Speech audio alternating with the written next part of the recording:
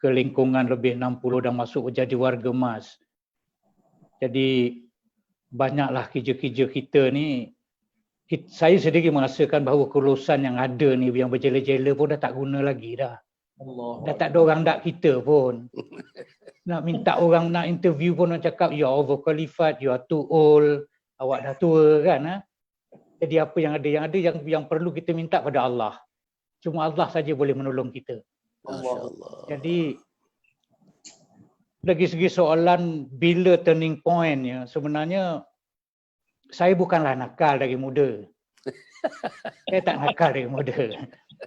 Kalau ada rezeki saya selalu buat derma dah, sehinggakan saya dapat mendirikan sebuah pesantren di Indonesia. Dan saya sendiri dapat masa nikmat macam mana menderma ke jalan ini. Apa yang saya sentuh semua jadi ketika itu. Ada je rezeki datang selit sepit, kata orang Johor. Dia pintu ni ada rezeki, pintu sana ada rezeki.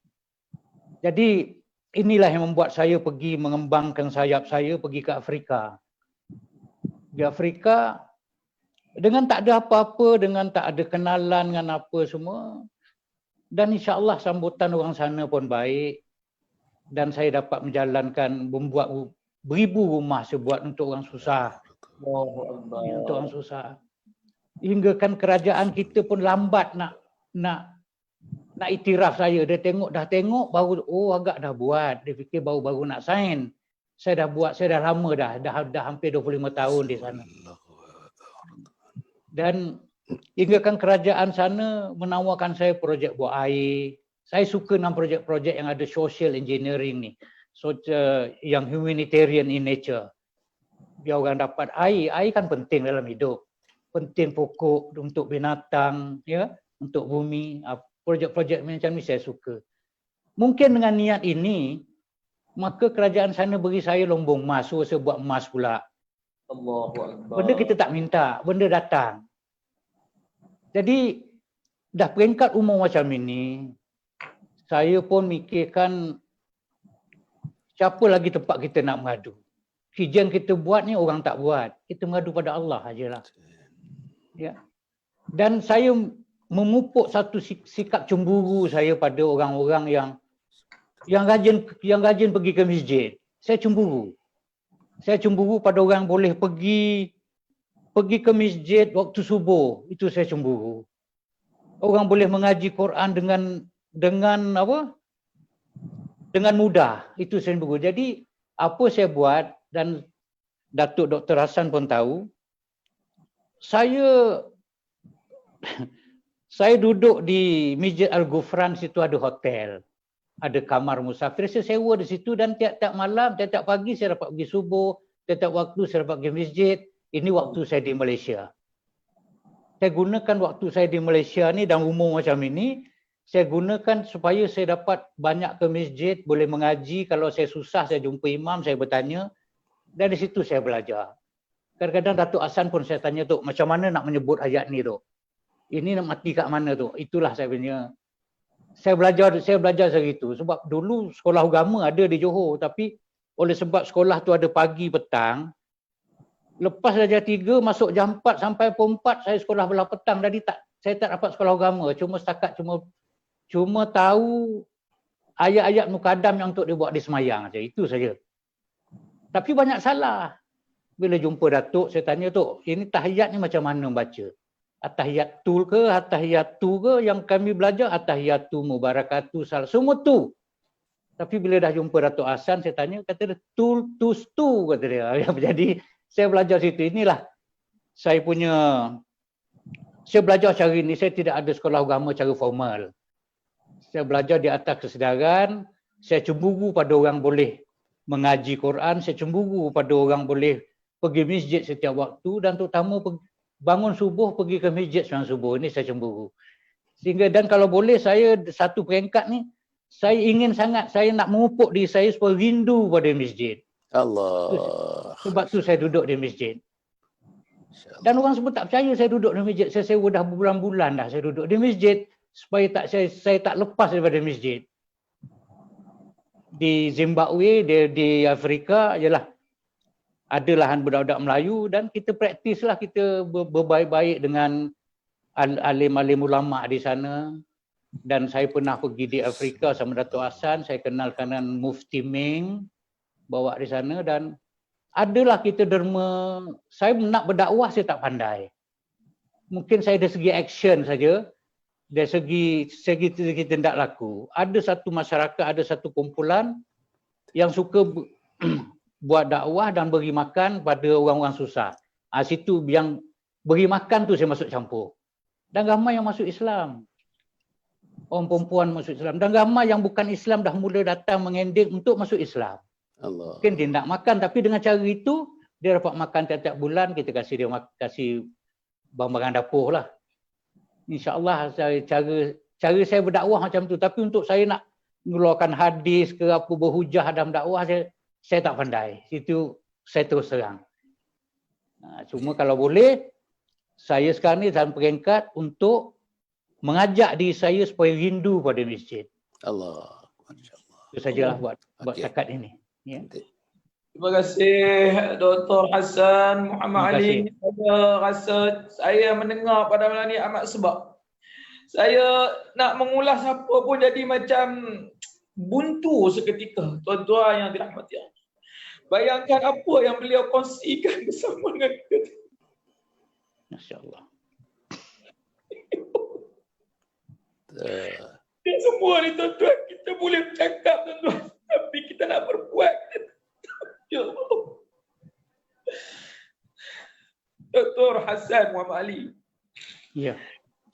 Orang melakukan kerja amal bakti ni bukan orang yang sekadar diiktiraf ulama semata-mata. Bukan ustaz sahaja, bukan imam masjid. Bayangkan tuan-tuan, kalau seorang guru agama yang menyampaikan pelajaran agama ada bahagian baik.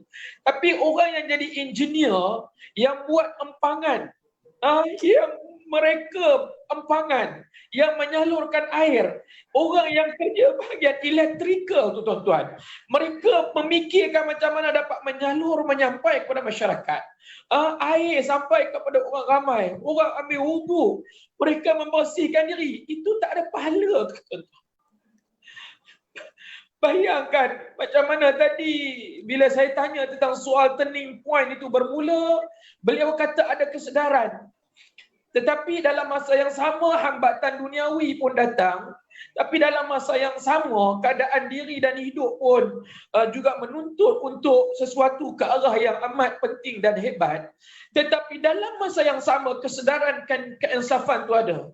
Walaupun asas-asas tertentu tak kita peroleh dan dapat, tapi saya harap Dr. Hassan berkawan dengan Datuk Dr. Hassan Ali kena ambil peluang, maksud saya. Kena ambil peluang ini. Bayangkan tuan-tuan muslimin dirahmati Allah, sebelum saya berpindah kepada tuan rumah kita, ketika mana para sahabat Rasulullah SAW, ini disebut hadis yang sahih riwayat Imam Muslim. Ketika mana Rasulullah SAW bertanya, "Mahukah kamu aku memberitahu akan sesuatu amal yang dibuat yang boleh menyebabkan dosa-dosa kamu diampunkan dan tingkatan darjat kamu dinaikkan?" Para sahabat sekalian pun menjawab, "Ya wahai Rasulullah, aku mau." Maka Rasulullah memberitahu, marilah kita dalam hidup ini, dalam meniti usia yang kita Allah bagi peluang ini, jangan tinggal 3 perkara. Iaitu yang pertama, kita suka orang yang menyempurnakan wudu dan duduk dalam keadaan berwudu. Allahu Akbar. Kalau itu satu keadaan. Yang kedua tuan-tuan, seseorang yang apabila dia nak dan suka mengunjungi rumah-rumah Allah untuk bersolat sembahyang fardu 5 waktu. Tuan-tuan, orang hari ini berebut-rebut untuk solat fardu Jumaat sahaja semata-mata. Berkelahi bergaduh dengan ahli dan kuasa, tak dapat tempat dalam keadaan suasana PKP ni tuan-tuan. Tetapi solat fardu 5 waktu, masjid dikhabarkan tak mencapai tahap 1/3 yang dibenarkan ketika mana solat fardu Jumaat, tuan-tuan. Bagaimana Dr. Hassan Ali sampai kata tadi, oh ya Allah, kalau nak fikir nak sewa hotel yang memang kebetulan hotel yang ada dalam Masjid Al-Ghufran tu pun saya tahu, sampai nak fikir nak boleh dapat bahagian ambil solat fardu 5 waktu ini. Oh, ini bau malam ni lah saya dengar tuan-tuan. Yang ketiganya Nabi kata, orang-orang yang apabila dia suka menunggu masuk waktu solat fardu. Contoh yang terutama kalau kita dapat mampu buat, ambillah sekurang-kurangnya waktu maghrib menuju waktu isyak. Kalau waktu-waktu yang lain mungkin agak sukar, tapi waktu itu untuk ruang membaca Al-Quran, berzikrullah, mendengar majlis ilmu dan sebagainya. Nanti pembangunan lah, tapi amalan yang perlu kita buat untuk kita buat lah. Ya. Okey, saya ambil contoh. Saya nak cerita lebih pun benda ni takut menimbulkan seolah saya memuji diri. Tak elok pula. Rezeki dan nikmat yang saya dapat ini hari adalah daripada hasil doa-doa orang yang pernah menjamah rezeki saya. Rezeki yang Allah beri pada saya. Sebab dari muda saya selalu menyumbang. Saya bisnes saya buat, tapi kerja sumbangan saya buat. Macam contoh pesantren di Probolinggo, Surabaya, saya buat 12 tahun saya menyumbang sikit-sikit. Akhirnya dia jadi. Dia jadi sehingga kawasan tu dipanggil atas nama saya, wilayah Hasan Ali. Masjid nama mak saya, asrama nama isteri saya, kamar-kamar asrama nama anak saya. Bukan saya minta dia orang kasih. Tapi yang besar, yang banyak dapat nikmatnya saya. Segala apa saya buat jadi. Jadi bisnes saya jalan, amal ni saya buat. Dan tidak ada politik. Orang sana betul-betul dapat duit, tak ada nak kisah mengisi cat warna hijau ke, nak cat warna biru ke, tak ada. Ya, tak ada benda tu semua. Tak macam satu masjid di kampung saya buat, kubahnya hijau, besok orang politik ni pergi naik ramai-ramai ngecat jadi biru. Jadi benda-benda macam tu. Jadi kita nak buat benda ni cari ikhlas. Ikhlas ni bukan senang. Ikhlas banyak cabaran. Kita mudah tak ikhlas kalau kita tak sabar dengan cabaran. Sini pengalaman saya. Hasil saya bawa, saya dapat daripada Afrika ke, walaupun orang tahu apa ada di Afrika, negeri miskin. Tapi saya berjaya menyampaikan cita-cita mak saya. Dia kata kalau boleh anak dia semua pergi ke Mekah. Saya dapat hasil, saya bawa semua adik-adik saya yang belum pergi ke Mekah. Mungkin dengan doa-doa dia orang, rezeki saya baik, akhirnya semua adik-adik saya 14 saya bawa.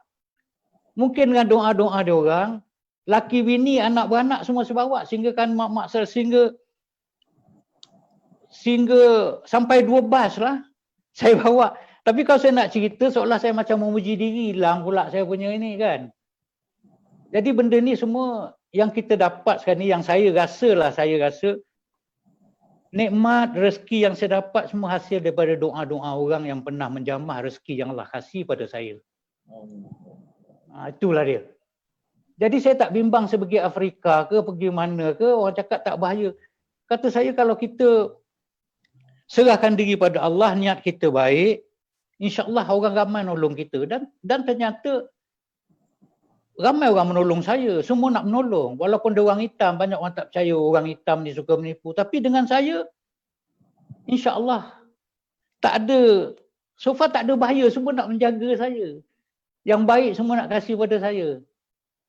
Jadi saya rasa benda-benda ini semua daripada hasil doa kawan-kawan, saudara mara yang pernah menjamah rezeki yang Allah kasih pada saya. Kalau saya nak cerita lebih nanti kata orang, macam kita saya mengungkit pula, jadi tak ikhlas pula, berbangga, riak dan sebagainya. Tapi kalau untuk nak beritahu orang bahawa kalau kita bersedekah sama, bukan bersedekah lah, kita yang ada tu dia mampu. Tapi oleh sebab dia adik-adik saya bawa macam pergi ke Mekah. Dan bukan dia tak mampu, bukan dia tak pernah pergi. Dan dia tak layak terima sedekah pun. Dan saya pun tak cakap sedekah hari ini untuk mencukupkan kota, hasrat saya, adik-adik saya nak biayai pergi ke Mekah. Maka dia pergi. Sudah tentu mereka berdoa. Mesti ada selit doa untuk saya. Allah. Mesti punya. Malam-malam macam mana pun, buruk-buruk dia pun, mesti ada doa untuk saya depan Kaabah. Mungkin doa tu sangkut. Maka saya dah dapat nikmatnya. Allah. Masya-Allah. Jadi benda-benda ini, dan hidup saya tak pernah susah. Kering pernah. Tapi hidup taklah susah. Tapi hidup tak pernah susah. Sentiasa ada, makan ada. Susah sangat. Saya dah duduk di masjid ni dah Dah 4 bulan saya duduk, 3 bulan, 4 bulan. Sempatlah khatam, dapat belajar Quran, dapatlah khatam apa semua. Tak betul tidak wallahualam, tapi saya buat. Dan saya akan belajar semua. Dan saya tak pergi Afrika kali ni sebab Covid lah, sebab ni apa masalah pandemik ni dah 5 bulan. Orang sana pun dah menjerit. Jadi kerja ni kita buat, yang dakwah ni pun kita buat, yang dakwah untuk diri kita ni kita buat juga. Dan saya percaya kalau kita buat orang senyum. Saya pernah menangis depan Kaabah bila saya bawa mak-mak saudara saya, bapa saudara saya semua. 80 orang, 88 orang saya buat ngiling Kaabah semua saudara saya. Dan saya percaya kalau dia gembira, saya dapat senyum daripada Allah. Itu saja. Allah Akbar, Masya Allah. Dapat Allah senyum pada kita pun cukuplah. Dan saya tengok semua saudara saya, ni semua itu saudara saya, semua saudara saya. Amat membanggakan saya. Tapi saya senyap, saya tengok dan saya menangis. Dan sudah tentu mereka mendoakan saya sebab tu rezeki saya tak kering. Hingga sekarang sampai pergi Afrika. Allah Ta'ala kasih rezeki untuk saya. Dan ada lumbung emas pula tu. Saya pun tak terfikir benda ni. Ada lumbung emas. Ada lagi 2-3 dan kerajaan kasih 18 lagi lumbung emas pada saya. Saya tak terbuat. Terlampau banyak. Dan tak ada orang nak mengikut saya pun. Dan orang tak percaya. Dan saya percaya ni hijrah. Kalau kita nak lebih, kita kena hijrah. Jadi saya tak dapat nak bercakap panjang sebab banyak sangat kerja baik yang saya buat. Kalau saya cerita nanti orang kata saya riak. Saya berbangga. Saya takut. Saya takut benda-benda gini. Masya Allah. Alhamdulillah. Jadi dakwah saya buat dengan cara perbuatan saya. Cara perbuatan saya. Saya tak ada. Contoh macam baru ni ada budak, saya pernah ambil orang kampung yang saya fikir dia tak mampu. Yang saya fikir, akal saya fikir orang jual goreng pisang, orang ngait kelapa nio tu, manjat kelapa nio. Saya pergi, saya cari dia orang. Saya buat macam cerita Magnificent Seven. Magnificent Seven. Saya cari orang kampung yang tak mampu. Saya cari, kata, ambil 200-300 ni pergi buat pasport. Buat apa? Saya nak ajak umrah. Terduduk. Yang ada orang yang jual makcik, jual goreng pisang tu, dia terus padam api goreng pisang dia duduk termenung. Orang tanya kenapa mak uda buat ni, kata, aku tak tahu tak apa, aku berjalan tak jejak bumi, kata dia. Sebab apa? Hasan ngajak aku pergi umrah, kata dia. Dan berapa tahun kemudian saya duduk di Seri Hatamas tengah minum, ada orang tepuk saya. Saya tak kenal, kata terima kasihlah kau bawa mak saudara aku pergi Mekah. Dia kata siapa mak saudara awak? Benda-benda ni hidup. Benda ni hidup. Dia bukan mati di situ, dia hidup. Allahu Akbar. Jadi itulah saya nak, yang buat saya confident mencari rezeki di bumi Allah ini. Kerana saya banyak buat kerja, ya katakan banyak buat kerja baik lah, itulah ceritanya kan. Saya tak dapat nak cari ini, saya banyak buat kerja baik. Saya tak nakal. Walaupun campuran saya luas, saya sekolah Amerika, saya sekolah England, saya tak minum arak setitik pun. Lagi saya memuji diri saya. Jadi susah saya nak bercakap. Jadi kalau benda ni boleh diambil segi positif, saya ucap terima kasih lah. Tapi kalau nak katakan saya riak, saya jauh daripada itu. Saya pun nak cerita apa yang saya buat. Itu saja. Nak rezeki, kita kena berbaik sama Allah Ta'ala. Kena selalu berbual sama Allah Ta'ala. Sebab tu saya selalu duduk di masjid. Saya kalau dapat, saya tak nak lari daripada tiap-tiap waktu berjemaah di masjid. Dan pada anak-anak saudara saya, pada anak saya, isteri saya, rajin-rajinlah berbual dengan Allah. Baik, waktu mana pun, maksud saya rajin-rajin semayang. Jangan tinggalkan semayang. Allah. Dengan itulah cara kita dapat berbual sama Allah Ta'ala, kita minta pada dia. Nak minta pada Allah. Minta pada makhluk, kadang-kadang kita kecewa.